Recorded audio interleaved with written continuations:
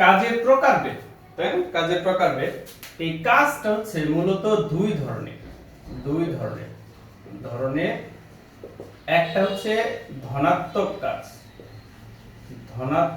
কাজ আর দুই নাম্বারটা হচ্ছে ঋণাত্মক কাজ। ধনাত্মক এবং ঋণাত্মক সেটা আবার কোন জিনিস, তাই না? এটা খুব সিম্পল। আমরা যে বললাম যে বল প্রয়োগের ফলে এই বস্তুর উপর বল প্রয়োগ করলাম, এটা বলের দিকে যাবে। বলের দিকে যাবে।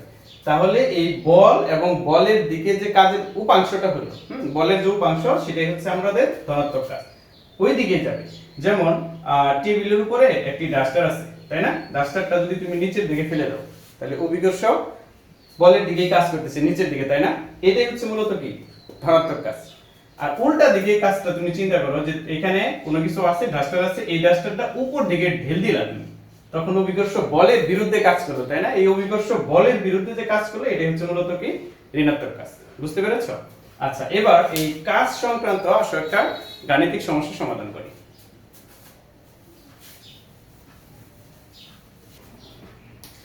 আসো এই কাজ সংক্রান্ত আর আমরা যে গাণিতিক সূত্রটা এতক্ষণ ব্যাখ্যা করলাম সেই সম্পর্কে কোনো এমসিকিউ আসতে পারে বা ঘ নাম্বার অঙ্ক আসতে পারে, সেটা সমাধান করি। তোমাদের বোর্ডে একটা অঙ্ক রয়েছে, 20 নিউটন বল প্রয়োগ, 20 নিউটন বল কোন বস্তুর উপর ক্রিয়া করায় বস্তুটি বলের দিকে 60 ডিগ্রি কোণে গেছে।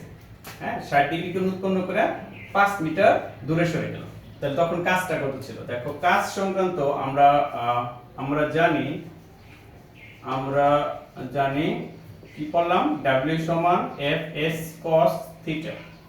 আচ্ছা, এখানে তাহলে বল প্রয়োগ করছো, সংক্ষেপে লিখলাম বল F সমান কত, 20 নিউটন, আর হচ্ছে থিটা সমান 60 ডিগ্রি, আর হচ্ছে h সমান 5 মিটার।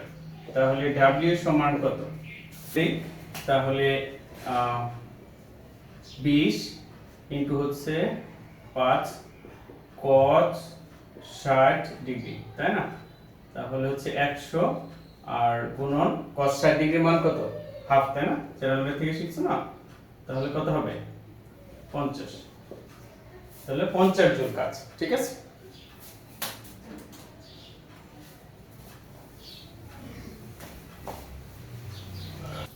দেখো এখানে কাজ আর হচ্ছে তোমাদের কাজ আর হলো শক্তি। আমরা বলছি যে কাজের একক জুল, শক্তির একক জুল, কাজের মাত্রা আর হচ্ছে শক্তির মাত্রা একই রকম, তাই না? এর জন্য শক্তি নিয়ে খুব বেশি আলোচনা করলাম না। তারপরে শক্তি হচ্ছে কি কাজ করার যে সামর্থ্য থাকবে সেই সামর্থ্যটাই হচ্ছে মূলত শক্তি, আর শক্তি হচ্ছে মূলত বিশদ একটি আলোচনা। শক্তির ক্ষেত্রে তুমি ধরতে পারো যান্ত্রিক শক্তি, তাপ শক্তি, বৈদ্যুতিক শক্তি, এগুলো শক্তির অভাব নেই। এগুলো শক্তির জাস্ট পয়েন্টগুলো নোট আউট করে তুমি ওই এইগুলা যান্ত্রিক শক্তি, এই শক্তিগুলো শুধুমাত্র শিখবা। আচ্ছা, এবার আসো এখানে একটা জিনিস আসে যে 1 কিলোওয়াট ঘন্টা, এটা বিদ্যুৎ শক্তির যে হিসাবটা আছে সেখান থেকে হয় ক নাম্বার আসবে, না হয় তোমাদের এখান থেকে একটা এমসিকিউ আসবে। 1 কিলোওয়াট ক্ষমতা সম্পন্ন কোনো যন্ত্র 1 ঘন্টা যদি কাজ করে তাহলে যে শক্তি ব্যয় হয় সেটাকে আমরা বলতেছি 1 কিলোওয়াট ঘন্টা। তোমার আসতে পারে 1 কিলোওয়াট ঘন্টা বলতে কি বুঝো, অথবা এটা কি এরকম প্রশ্ন আসতে পারে। ঠিক আছে, অথবা এটার ক্ষেত্রে একটা এমসিকিউ আসে। দেখো এখানে এমসিকিউটা হচ্ছে 1 কিলোওয়াট আওয়ার, এটা তুমি যদি হিসাব করো তাহলে কত হয়? 1 কিলোওয়াট মানে হচ্ছে 1000 আর কিলো আওয়ার, এখানে আওয়ার মানে ঘন্টাকে বোঝাচ্ছে, আওয়ার মানে কি ঘন্টা, তাহলে ঘন্টা মানে 1 ঘন্টা সমান হচ্ছে 60 মিনিট 60 সেকেন্ড। আমরা একবারে 3600 লিখতে পারি। ঠিক আছে, তার মানে 1 2 3 4 5 6 আমরা লিখতে পারি 36 2 3 4 5। আমরা যদি এটাকে গাণিতিক ভাবে প্রকাশ করি ইনটু 10 টু দি পাওয়ার 1 2 3 4 5 6, তাহলে 6। যেহেতু এটা এক প্রকার শক্তি, তার শক্তির একক হচ্ছে জুল। এইটা তোমাদের বেশিরভাগই এমসিকিউ আসে যে 1 কিলোওয়াট সমান কত জুল। আশা করি এটা মুখস্থ ছাড়াই তোমরা লিখতে পারবে।